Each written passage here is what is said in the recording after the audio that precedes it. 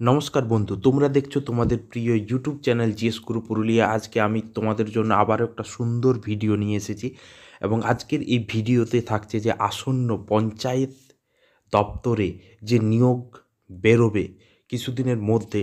তো আমি আজকে সেই পঞ্চায়েত দপ্তরের যে 7,216টি শূন্য পদের পুরো ডিটেলস তোমাদের সামনে নিয়ে এসেছি। অর্থাৎ কে কোন পদের জন্য যোগ্য, কবে ভ্যাকেন্সি বেরোবে, আমি বিস্তারিত এই ভিডিওর মধ্যে আলোচনা করব। সুতরাং তোমরা সঙ্গে থাকো এবং পুরোপুরি জানতে অবশ্যই ভিডিওর শেষ বিন্দু পর্যন্ত টিকে থেকো। তো যাই হোক, যেসব বন্ধু নতুন তারা অবশ্যই চ্যানেল সাবস্ক্রাইব করে নেবে এবং যদি ভিডিওটি ভালো লাগে তবে অবশ্যই লাইক করবে, শেয়ার করবে, কমেন্ট করবে। তো দেখো, কিছুদিন পরেই কিন্তু আমাদের লোকসভার ঘন্টা বেজে যাবে। তো তার আগেই কিন্তু আমাদের পঞ্চায়েত দপ্তরে 7,216টি শূন্য পদের ভ্যাকেন্সির পুরো বিজ্ঞপ্তি কিন্তু পুরো বেরিয়ে যাবে। এবং এখানে সবচেয়ে আশ্চর্যের বিষয় হচ্ছে, এখানে কিন্তু দরখাস্ত করতে কোনো টাকা অর্থাৎ পরীক্ষার ফিজ যে আমাদেরকে 500-1000 টাকা গুনতে হয়, সেই টাকা কিন্তু লাগবে না। তো দেখে নাও বন্ধু, কে কোন পদের জন্য যোগ্য। পঞ্চায়েত দপ্তর কাউকেই কিন্তু ফেরাবে না। যে অষ্টম শ্রেণী পাস তারাও এই ভ্যাকেন্সিতে অ্যাপ্লাই করতে পারবে, যে গ্র্যাজুয়েট তারাও অ্যাপ্লাই করতে পারবে, যারা সিভিল ইঞ্জিনিয়ার তারাও অ্যাপ্লাই করতে পারবে। তো দেখো, এখানে হচ্ছে খুব তাড়াতাড়ি কিন্তু পঞ্চায়েত দপ্তরে 7,216টি শূন্যপদের বিজ্ঞপ্তি বেরোচ্ছে। এটা কনফার্ম, খুব তাড়াতাড়ি বেরিয়ে যাবে। এটা কর্মসংস্থান পেপারে পাবলিশ হয়েছে, দেখে নাও এখানে। তো এখানে কিন্তু কোনো পরীক্ষার ফিজ লাগবে না বন্ধু।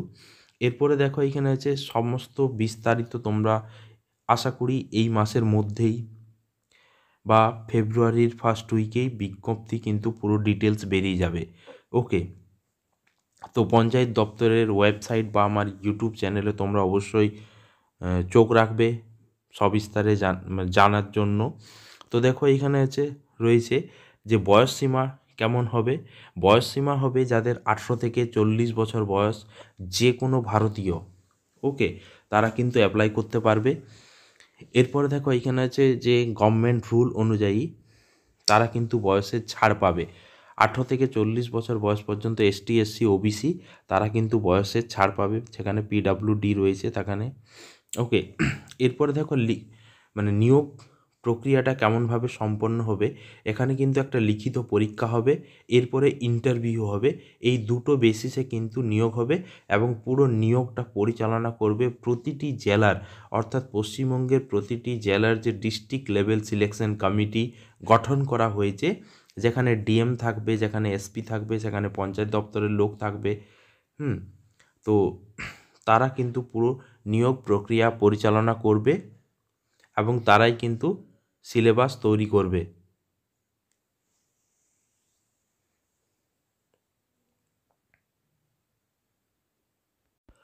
অর্থাৎ পুরো প্রক্রিয়াটা কমপ্লিট করবে ডিস্ট্রিক্ট লেভেল সিলেকশন কমিটি।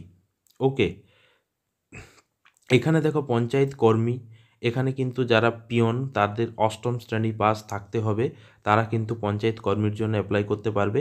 এবং এখানে আমাদের পঞ্চায়েত দপ্তরে 3টে টায়ার রয়েছে। জেলা পরিষদ 3টে টায়ার, জেলা পরিষদ জেডপি, তারপরে ব্লক লেভেল পঞ্চায়েত সমিতি পিএস, আরেকটা হচ্ছে জিপি গ্রাম পঞ্চায়েত। 3টি দপ্তরেই কিন্তু কর্মী নিয়োগ হবে, জেডপির জন্য, পিএসের জন্য এবং জিপির জন্য। এখানে দেখো, যারা গ্রুপ ডি তাদের অষ্টম শ্রেণী পাস হতে হবে। এখানে অ্যাকাউন্ট্যান্ট ক্লার্ক রয়েছে, তারা কিন্তু মাধ্যমিক পাস এবং কম্পিউটারে তাদের দক্ষতা থাকতে হবে এবং 1 বছরের কম্পিউটারের সার্টিফিকেট থাকতে হবে, যেখানে কিন্তু ওয়ার্ড, এক্সেল এর কোর্স পাস হতে হবে। এরপরে দেখো, যারা টাইপিস্ট হবে তারা মাধ্যমিক পাস এবং কম্পিউটারের টাইপিংয়ের দক্ষতা থাকতে হবে এবং কম্পিউটারের বেসিক নলেজ তাদের কিন্তু থাকতে হবে। এখানে এলডিসি অর্থাৎ লোয়ার ডিভিশন ক্লার্ক, এখানে কিন্তু 50%, এখানে কিন্তু বলেই দিয়েছে যারা 50% নাম্বার সহ মাধ্যমিক পাস এবং কম্পিউটার সার্টিফিকেট থাকতে হবে, অর্থাৎ কম্পিউটার জানলে অগ্রাধিকার পাবেন। এরপর টাইপিস্ট, এখানে এটাও কিন্তু 50% মার্কস রয়েছে। ইংরেজি টাইপিংয়ের দক্ষতা এবং মাধ্যমিকে 50% নাম্বার টাইপিস্ট।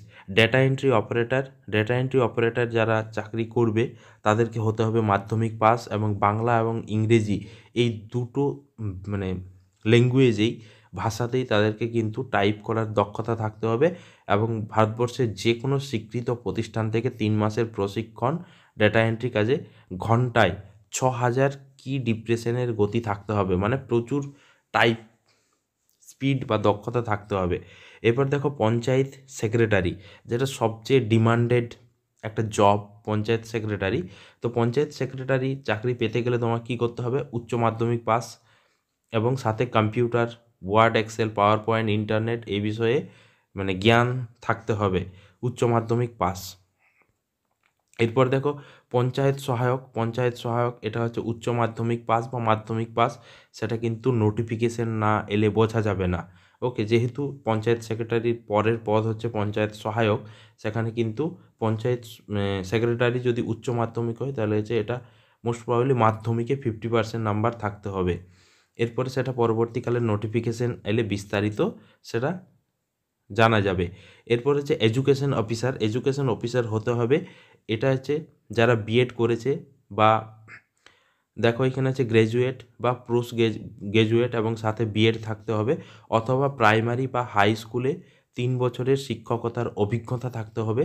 তারাই কিন্তু এডুকেশন অফিসার, যেমন ব্লক এডুকেশন অফিসার, সমিতি এডুকেশন অফিসার যেটাকে বলে সমিতি এডুকেশন অফিসার বা জেডপি এডুকেশন অফিসার যে পদটা সেটা এডুকেশন অফিসার।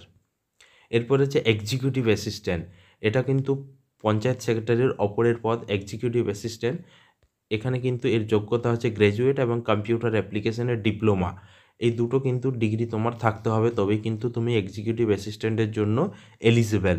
এরপরে দেখো ব্লক ইনফরমেটিক্স অফিসার, দেখো এখানে কিন্তু কম্পিউটার সায়েন্সের অনার্স কোর্স বা পাস, এছাড়াও গ্র্যাজুয়েট সাথে ডয়েক এর এ লেভেল সার্টিফিকেট বা বিটেক, এরা কিন্তু যোগ্য। বিটেক দেখো তারা কিন্তু ব্লক ইনফরমেটিক্স অফিসারের জন্য যোগ্য। এমনি সাধারণ মানের যারা গ্র্যাজুয়েট তারাও কিন্তু অ্যাপ্লাই করতে পারবে, কিন্তু তাদের সাথে ডোয়েক এ লেভেলের কম্পিউটার সার্টিফিকেট থাকতে হবে, ঠিক আছে।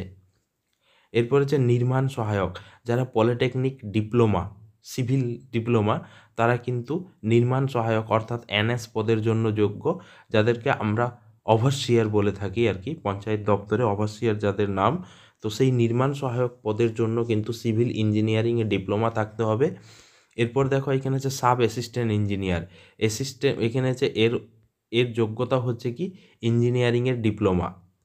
এরপর কি হচ্ছে assistant engineer, civil engineering BTech এবং সাথে 2 বছর কাজের অভিজ্ঞতা অ্যাসিস্ট্যান্ট ইঞ্জিনিয়ার। ওকে, তো এতগুলো পদে কিন্তু 7216টি শূন্য পদে খুব শীঘ্রই কিন্তু ভ্যাকেন্সি বেরোবে, হয় এই মাসের শেষ দিকে অথবা ফেব্রুয়ারি মাসের শুরুতেই কিন্তু ভ্যাকেন্সি বেরোবে এবং তোমরা অবশ্যই প্রস্তুতি নেবে। তো এর জন্য দেখো সিলেবাস কি রয়েছে বন্ধু, এর জন্য যে সিলেবাস পঞ্চায়েত দপ্তরে যে 7216 পদ রয়েছে সেখানে কিন্তু সিলেবাস থাকবে বেঙ্গলি, ইংরেজি, কম্পিউটার নলেজ এবং জেনারেল নলেজ, অ্যারিথমেটিক অর্থাৎ ম্যাথমেটিক্স, এবং যারা আদার্স যে ডিপ্লোমা কোর্স রয়েছে যেসব ইঞ্জিনিয়ারগুলো পদগুলো রয়েছে তাদের জন্য সেই বিষয়ে দক্ষতা বা জ্ঞান থাকতে হবে। তো তোমাদের জন্য কিন্তু রয়েছে general knowledge, arithmetic, Bengali, English এবং সিএ অর্থাৎ কম্পিউটার অ্যাপ্লিকেশনের যে নলেজ, এই 5টা বিষয়ে তোমাকে কিন্তু পড়াশোনা শুরু করতে হবে। এই হচ্ছে তোমার এক্সাম সিলেবাস এবং এটা কিন্তু খুব তাড়াতাড়ি সরকারিভাবে যে নোটিফিকেশন বেরোবে তো সেইখানে আমরা কিন্তু এটা পুরো বিস্তারিত জানতে পারবো। তো যাই হোক বন্ধু, ভিডিওটি ভালো লাগলে অবশ্যই লাইক করবে, শেয়ার করবে, কমেন্ট করবে। Thank you.